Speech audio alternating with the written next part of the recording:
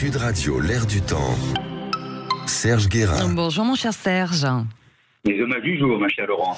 Professeur à l'INSEC, Grande École de Paris et auteur de l'essai « Et si les vieux sauvaient la planète », c'est aux éditions Michelon. Je ne sais pas où vous vous situez, mais on a l'impression que vous êtes dans une cave, mon cher Serge Guérin. Alors, avec vous, on va parler de la crise de la natalité en France, puisque le taux de fécondité est descendu à 1,38 enfants par femme, ce qui est bien en dessous du seuil de renouvellement des générations. Jamais la France n'avait enregistré aussi peu de naissances depuis la Seconde Guerre mondiale. C'est vraiment du jamais vu. C'est vrai qu'on est dans une période un petit peu particulière. Alors, c'est pas que la France, c'est quasiment le monde entier, hormis le continent africain et quelques pays du Moyen-Orient. Sinon, on a l'impression que c'est, début de la fin, quoi. On a l'impression que début de la fin. La population est en train de s'auto-réguler elle-même, de se dire on était trop nombreux, on a fait le bazar et donc on va se calmer. Voilà, il y a quelque chose comme ça quand même d'assez inquiétant. Alors, pour la France, ça a été longtemps. Alors, je prends un autre pays juste pour se rendre compte. Oui. Un pays comme la Corée du Sud. La Corée du Nord, on ne connaît pas grand-chose. La Corée du Sud, dans les années 1950, il y avait 7 enfants par femme. Je rappelle, sans vouloir choquer nos auditeurs, qu'à la fin, c'est généralement les femmes qui donnent naissance.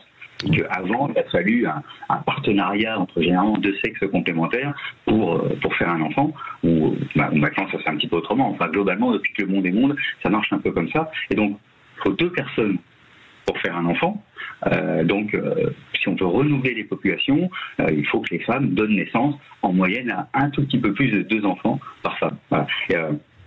En Corée, on était à 7 enfants par femme dans les années 1950. Aujourd'hui, on est à 0,7 enfants par femme. Vous voyez, donc une chute assez incroyable. Et moins vous faites d'enfants, plus la génération d'après aura du mal, même si elle en faisait plus, avant que ça remonte. Et il faudrait des dizaines et des dizaines d'années, si jamais c'était possible.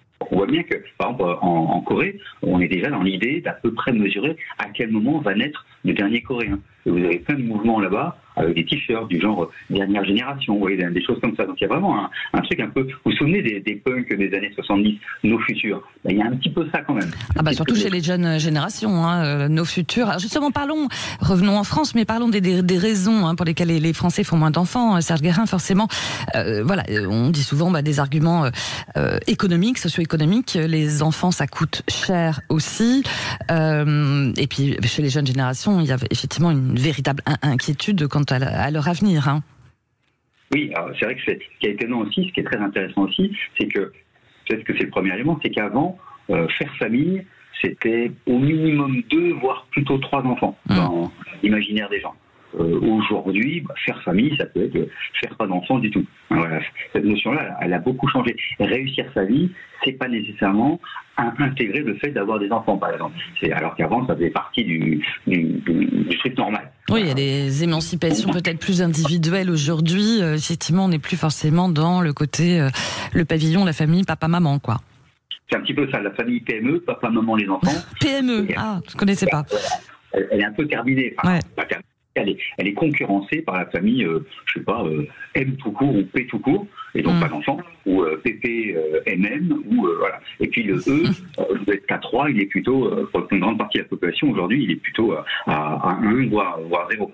Il faut se rendre compte, par exemple, dans les années 2005, ne pas avoir 0 ou 1 enfant, pour les hommes, c'était 15% qui imaginaient ça. Aujourd'hui, pour les 18-29 ans, c'est plutôt 35% pour les hommes. Vous voyez, donc vraiment les chiffres ont énormément monté. Et pour les filles, c'est pareil, on était passé de 12 à 27% de gens qui disent pas d'enfant ou un seul enfant me convient très bien. Donc il y a vraiment cet élément-là. Alors, est-ce que ça me convient ou est-ce que c'est ce que je vais faire parce que la situation conduit à cet élément-là? Alors c'est vrai que tout ce qui est économique joue. C'est-à-dire que c'est un coût, tout simplement, d'avoir des enfants, ça coûte cher.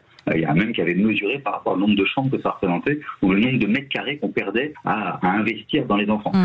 L'investissement étant quand même le bon, puisque normalement, c'est pour développer ces enfants qui deviennent grands, et ainsi de suite. Il y a certainement, et c'est dit à chaque fois, donc il y a l'aspect économique, et puis il y a la peur de l'avenir, d'une manière ou d'une autre, la peur de l'avenir. L'éco-anxiété dont on parle tant, oui. Voilà, exactement. Il y a tous ces éléments-là, ça joue beaucoup.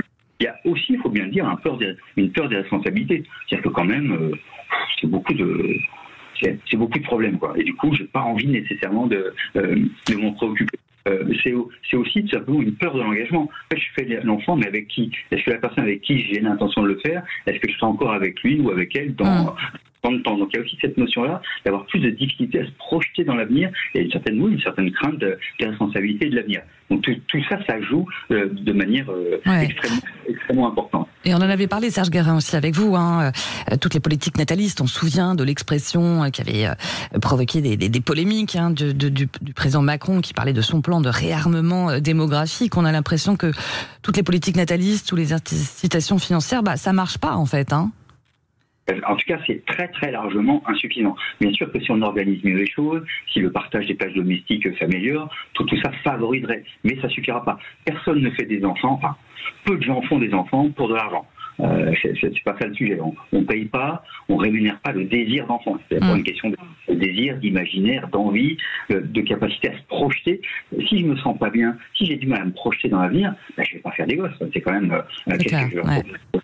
Et ainsi de suite. Donc c'est vraiment aussi d'abord de quoi on va parler, de quelle société on veut faire. Quand on est une société qui sont plus en insécurité, quand on est une société qui dit que la France est quand même plutôt dans une logique de déclin, tout ça, n'aide pas à faire des enfants. Le problème, c'est quand on regarde autour, c'est que dans les autres pays, c'est pas mieux. Du coup, il y a quand même une espèce de mouvement, quand même. Je mets l'Afrique de côté, et encore une fois, quelques pays. Au niveau de l'Europe, le vieux continent n'aura jamais porté aussi bien son nom. Exactement. C'est le vieux continent qui passe à un continent de Dieu, d'une certaine manière. Ouais, c'est ça. C'est intéressant. Je regardais le directeur de la plus grande école de commerce, la plus grande école en Italie, qui s'appelle la Bocconi, c'est Francesco Bilagi, et c'est un démographe. Vous voyez, donc comme si, là aussi, on commençait à se dire, c'est vraiment un des enjeux absolument majeurs, et qu'on adapter une société à ce vieillissement, c'est quoi?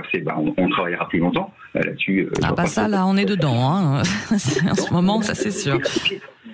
Mais d'autres disent, oui, mais c'est pas grave, avec les robots et l'intelligence artificielle, on va se débrouiller. C'est quand même assez inhumaine si tout est fait par des robots. Et je ne suis pas sûr que les robots et l'intelligence artificielle donnent envie de faire des enfants. Parce que du coup, on peut aussi avoir où de moins en moins il y a de gens, de moins en moins il y a d'humanité, de moins en moins on a envie de faire des humains. Qui payera nos retraites? On verra, on en reparlera avec vous, mon cher Serge Guérin, parce qu'on arrive à la fin de cet entretien dans ce grand vieillissement aussi. Merci beaucoup d'avoir été avec nous, Serge. Et puis on vous retrouve bien sûr samedi prochain. Merci, Serge Guérin.